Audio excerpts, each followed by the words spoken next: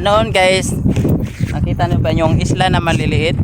Doon kami manghuhuli ng alimasag guys. Marami kaming makukuha na alimasag.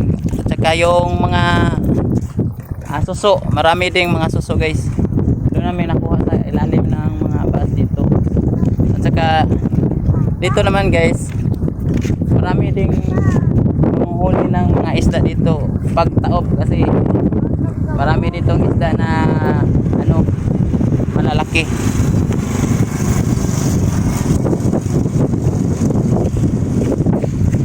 Yun guys, paggabi guys, marami ng tao dito kasi marami magtitinda dito ng mga pagkain.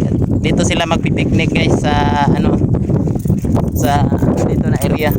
Update dito Saturday at saka Sunday, Friday guys. Maraming tao talaga dito. Dito sila kumain 6 PM to 10 PM. Kasi maganda dito ang tanawin dito guys. Malalaki yung makita mong pananaw dito. Kasi sa ibang lugar, meron din sa ibang kabilang side, pero hindi gaano kalaki yung pananaw mo. Dito magaganda talaga.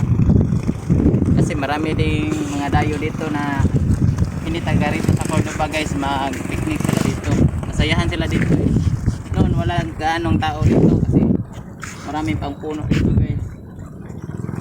Ito ngayon medyo upgrade na ang isla dito.